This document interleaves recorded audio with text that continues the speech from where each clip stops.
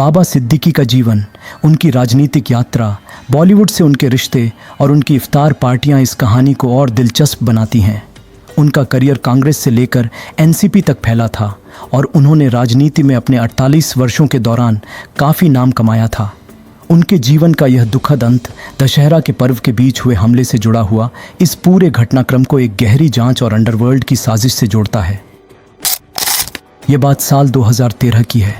मुंबई शहर के अंदर एक ज़मीन के टुकड़े को लेकर दो पक्षों में विवाद चल रहा था। एक पक्ष का नाम होता है बाबा सिद्दीकी और दूसरे व्यक्ति का नाम होता है अहमद लंगड़ा। दोनों ही एक ज़मीन के टुकड़े पर अपनी अपनी दावेदारी पेश कर रहे थे और इसी बीच में अंडरवर्ल्ड डॉन छोटा शकील का इनके पास धमकी भरा एक संदेश पहुंचता है। बाबा सिद्दीकी के पास कहते हैं कि उस ज़मीन के टुकड़े से तुम दूर ही रहो तो ज़्यादा बेहतर है, लेकिन वो उस धमकी को इतनी गंभीरता से नहीं ले रहे थे और उसके वक्त कुछ बीत जाता है।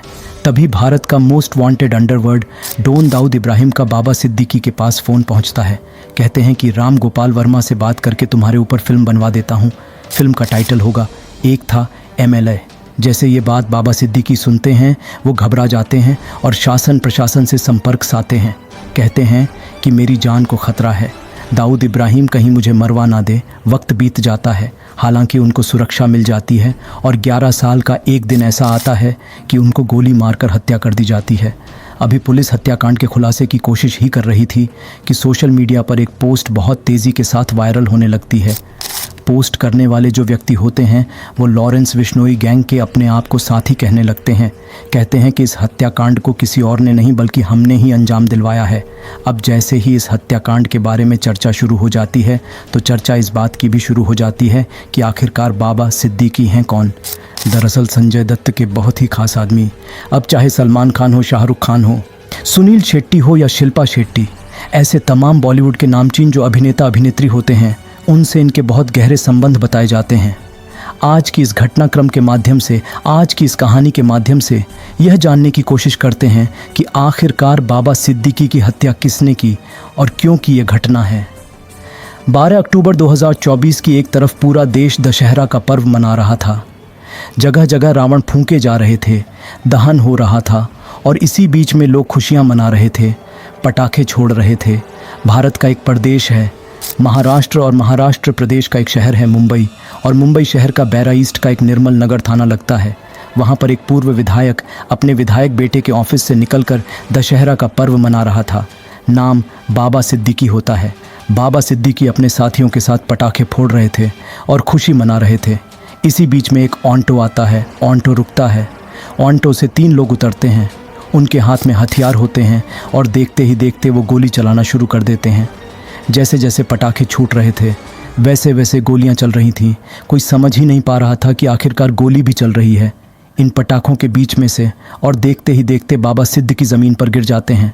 उनका एक साथी होता है, वो भी ज़मीन पर गिर जाता है।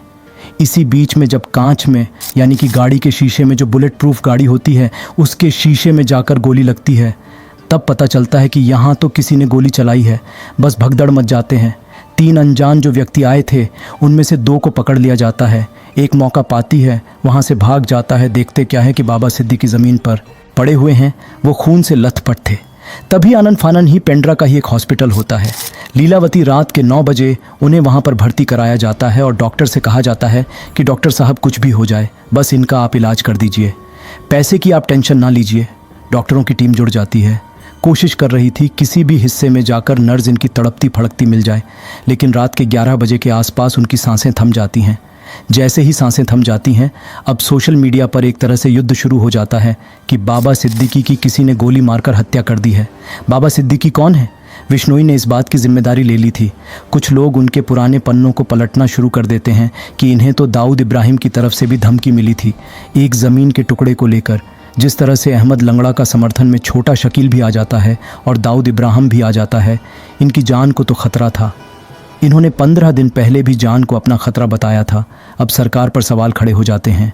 हर कोई ये जानने की कोशिश कर रहा था कि आखिरकार मामला क्या है। दरअसल इनका नाम तब ज़्यादा चर्चाओं में आया था जब कैटरीना कैफ का साल 2008 में जन्मदिन मनाया जा रहा था।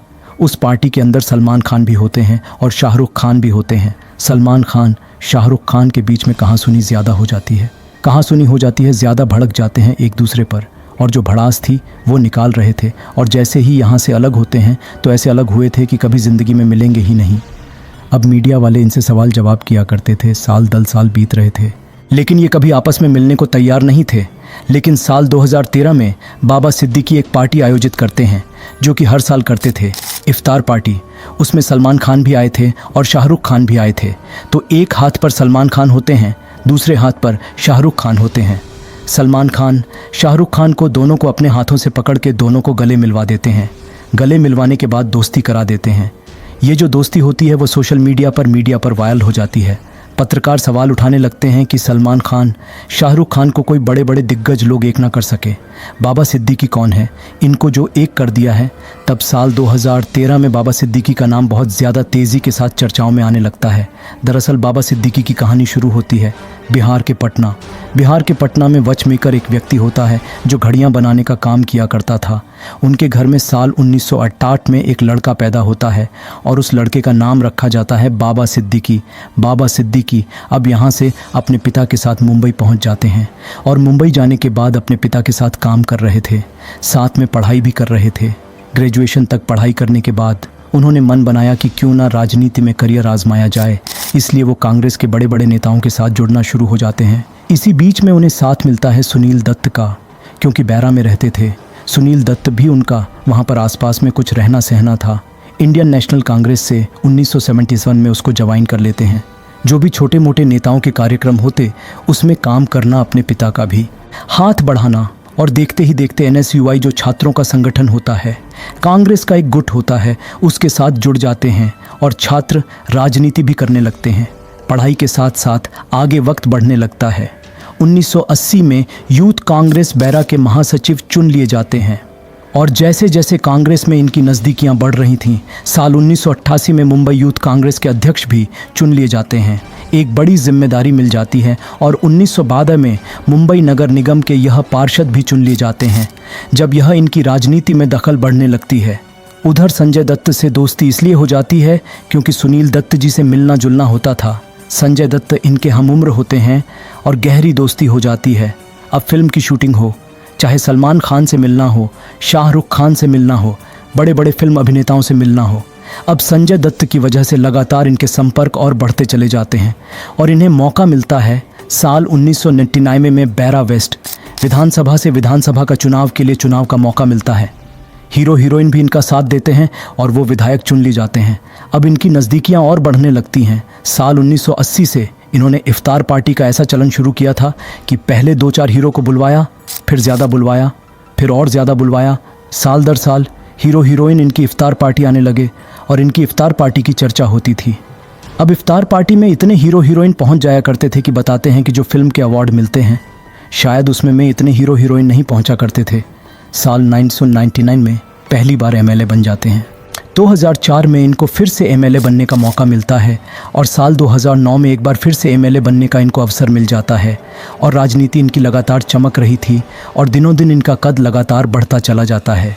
मुंबई शहर के अंदर साल 2000 से 2004 तक ये चेयरमैन चुन लिए जाते हैं आवास एवं क्षेत्र विकास की तरफ से, और साथ ही महाराष्ट्र सरकार में साल 2004 से 2008 तक ये मंत्री भी रहते हैं।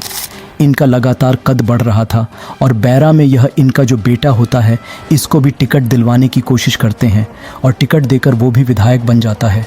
MLA बनने के बाद 48 साल तक इन्होंने कांग्रेस की राजनीति की थी और 48 साल के बाद इन्होंने कांग्रेस का सफ़र छोड़कर NCP यानी कि अजीत पवार का जो गुट होता है, फरवरी 2024 में ये उनसे जुड़ जाते हैं। इनकी ज़िंदगी के पन्ने बहुत अच्छे से गुजर रहे थे, खुल रहे थे, सब कुछ ठीक ठाक चल रहा था, कोई दिक्कत नहीं, कोई परेशानी नहीं। बेटा MLA बन जाता है, बेटी डॉक्टर बन जाती है और हीरो हीरोइन से इनका ताल्लुकात बहुत अच्छे थे। पूरे देश में इनकी चर्चा भी शुरू होती थी, खासकर तब जब इफ्तार पार्टी होती थी। लेकिन 12 अक्टूबर 2024 की रात को जब पूरा देश दशहरा पर्व मना रहा था, रावण का पुतला दहन कर रहा था, इसी बीच में यह भी खुशी मना रहे थे और अपने बेटे के दफ्तर पहुंच जाते हैं। निर्मल नगर जो कि बैरा ईस्ट में होता है, वहाँ अपने बेटे के उस दफ्तर से निकलने के बाद बाहर जो मैदान होता है, खुला मैदान, वहाँ पर पटाखे छोड़ रहे थे। पटाखे छोड़ते छोड़ते इसी बीच में 3 लोग ऑटो से आते हैं और ऑटो से आने के बाद गोलियां चलाना शुरू कर देते हैं, जिसमें 3 गोली इनको मारी जाती हैं। 2 गोली इनके सीने पर मारी जाती हैं, 1 गोली इनके पेट में जाकर लगती है। साथ ही एक और साथी होता है, उसको भी गोली छूते हुए निकल जाती है और 1 गोली लगती है इनकी बुलेट प्रूफ कार को। और तब लोगों को समझ में आता है कि यहाँ तो गोली चल रही है। पटाखों की आवाज़ में गोली का शोर वो दब जाता है। लेकिन जब ब्लड बहने लगता है, खून बहने लगता है, तब उनके साथियों को समझ में आता है। उधर 2 लड़के पकड़े जाते हैं और बाबा सिद्दीकी को हॉस्पिटल ले जाते हैं। हॉस्पिटल वाले इनको मृत घोषित कर देते हैं, महाराष्ट्र सरकार हो या केंद्र सरकार हो। अब हर किसी पर दबाव बढ़ने लगता है कि मुंबई से शहर में आखिरकार हो क्या रहा है।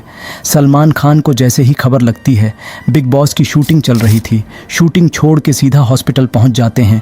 अब शिल्पा शेट्टी हो या फिर सोनाक्षी सिन्हा के हस्बैंड जो इकबाल हैं, वो भी पहुंच जाते हैं। इस तरह से हर कोई जाने की कोशिश मचा, लेकिन उनको बचा नहीं पाते। अब यहाँ पर जब सरकार पर दबाव बढ़ने लगता है, इसके लिए 5 टीमें बनाई जाती हैं क्राइम ब्रांच की, और ये पता करने की कोशिश कर रहे थे कि आखिरकार हत्याकांड को अंजाम किसने दिया है। पुलिस ने जो लोग पकड़े थे, उन पकड़े हुए 2 व्यक्तियों को मिलाकर 3 होते हैं। एक का नाम गुरमेल सिंह होता है, दूसरे का नाम धर्मराज कश्यप होता है, तीसरे का नाम शिव कुमार गौतम उर्फ शिवा होता है। गुरमेल सिंह की अगर कहानी के बारे में जानने की कोशिश करें तो वह हरियाणा का एक ज़िला होता है, कैथल का एक गाँव होता है। नरड गाँव में इनका यह 1.5 महीने के पहले आसपास इस घटनाक्रम से ये अपने घर से निकले थे कि मैं हरिद्वार जा रहा हूँ, और यह कहकर निकले थे। फिर घर वापस लौटकर नहीं आते हैं। वहाँ से कैसे कुर्ला मुंबई पहुँच जाते हैं पता ही नहीं चलता। लेकिन जब पुलिस वालों ने इनके घर जाते हैं, इनके बारे में इनकी हिस्ट्री को खंगालने की कोशिश कर रहे थे, तो गांव का एक व्यक्ति होता है सुनील, उससे किसी बात को लेकर विवाद हो जाता है, और जो बर्फ़ काटने वाला तोड़ने वाला एक सुआ होता है, उस सुएं को पकड़ते हैं और एक के बाद एक सुनील को लगभग 72 बार उसको बार कर देते हैं। उसको इतनी बार मारा जाता है कि वह मर जाता है। ये जेल जाते हैं। जेल जाने के बाद लॉरेंस बिश्नोई गुट से या उनके किसी गुर्गे से इनके संपर्क बन जाते हैं और दोस्ती हो जाती है, ऐसा पता चलता है। इसके बाद धर्मराज और शिव कुमार गौतम होते हैं उर्फ शिवा, जिनका गांव लगता है उत्तर प्रदेश का ज़िला बहराइच होता है। बहराइच का गंडा एक गांव लगता है। वहाँ एक साधारण से परिवार के लोग रहने वाले होते हैं।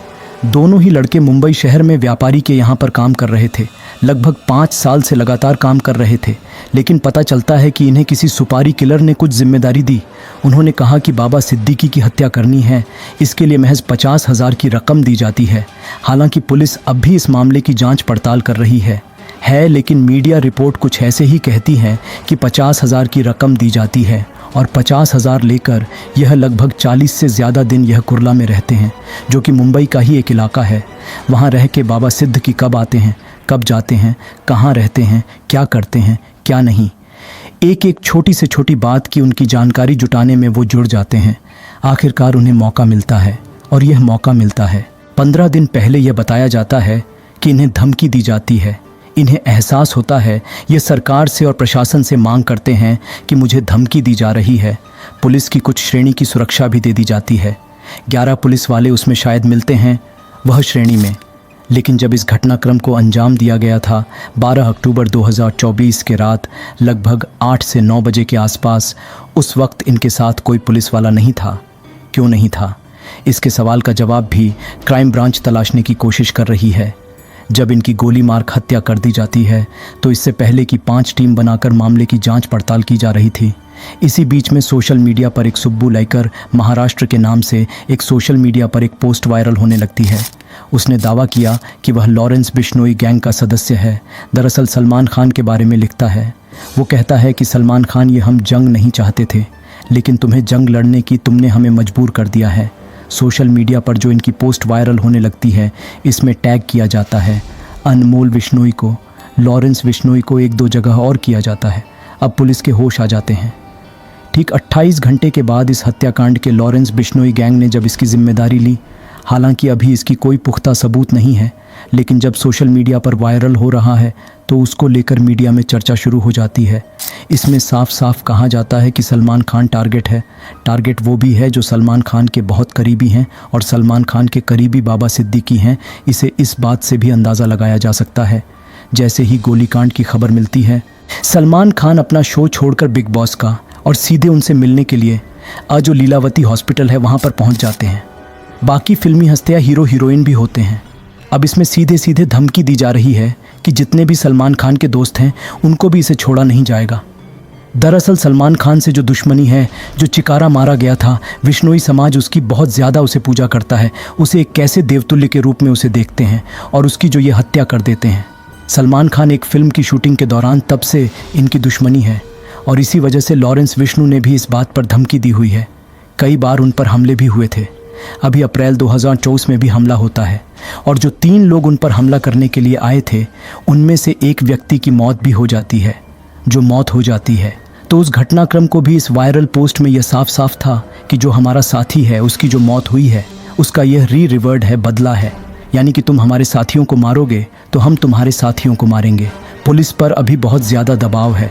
पुलिस अभी कहने की स्थिति में नहीं है। पुलिस इस मामले की जांच पड़ताल कर रही है। इससे पहले भी चाहे गोगा मैडी हो या चाहे वह सिद्धू मूंगसेवाला हो, ऐसे ही कई लोगों की हत्याएं हो चुकी हैं। मामला जब हत्या होती है तो बहुत ज़्यादा हाईलाइट हो जाता है और हत्याकांड के बाद बिल्कुल पूरा शांत हो जाता है।